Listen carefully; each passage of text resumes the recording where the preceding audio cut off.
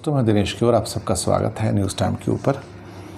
Stand स्वामी की death एक न केवल सिस्टेमिक फेलियर है, बल्कि व्यवस्था के द्वारा, सिस्टम के द्वारा फादर स्टैन स्वामी जो ट्राइबल्स की हमेशा सेवा करते रहे, ये उनकी हत्या है। Yes, it's a murder by the system. और इसमें एग्जीक्यूटिव हो, लेजिस्लेचर हो, जुडिशरी हो, कोई भी अपने आप को इससे मुक्त नहीं हो पाएगा। उनका कहना है कि the law is abused by the people in India, by the people in the power. ये हिंदुस्तान टाइम्स का बड़ा एडिटोरियल है। एक पॉलिटिसाइज इन्वेस्टिगेटिव एजेंसीज NIA की बात कर रहे हैं या CBI, जिनके खिलाफ कई किस्म के चार्जेस आते हैं, वो इसकी इन्वेस्टिगेशन करते हैं।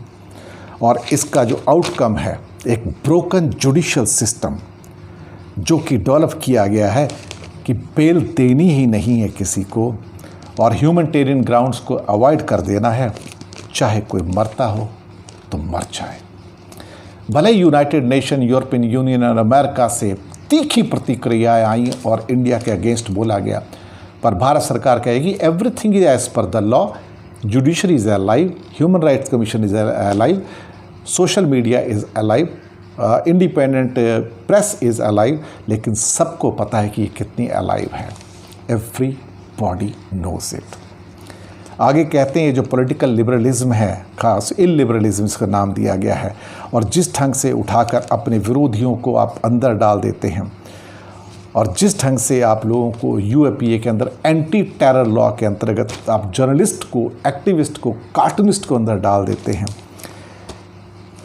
सरकार समझती है कि सारे के सारे अर्बन नक्सल्स हैं या माओइस्ट हैं, और वो हिंदुस्तान के लिए तोड़ने के लिए पैदा हुए हैं। एक बात यहाँ मैं भी जोड़ना चाहूँगा, देखा जाए तो क्या भारत इतना कमज़ोर है अंदर से कि किसी एक व्यक्ति के एक नारे लगाने से या कुछ बोलने से टूट जाएगा? या भारत को इस बात का भरोसा ही नहीं रह गया कि वो अपने भरोसे आगे बढ़ भी सकता है?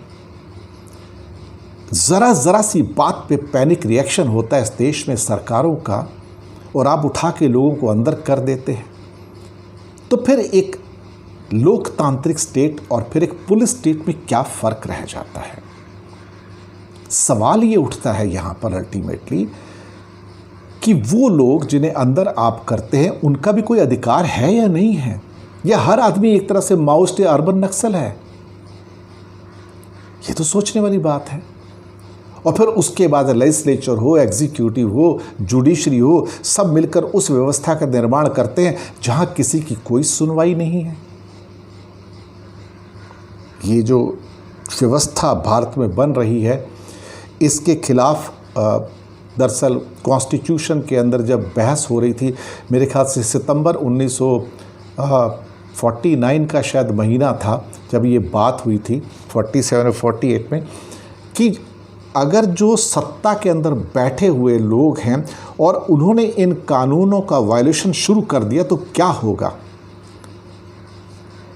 शायद उनको इस बात की कल्पना नहीं रही होगी कि जो नए रूलर्स आएंगे इस भारत में कई दशकों के बाद में, वो इतने ज़्यादा देखा जाए तो सेल्फिश प्रवृत्ति के होंगे कि वो अपनी सत्ता को काबिज रखने के लिए किसी भी लिमिट तक देश को ले जाएंगे, और उसके लिए उन्हें कुछ भी करना पड़े या किसी भी किस्म का कोई, जिसे क्या कहते हैं कि एक्शन लेना पड़े, वो ले लेंगे।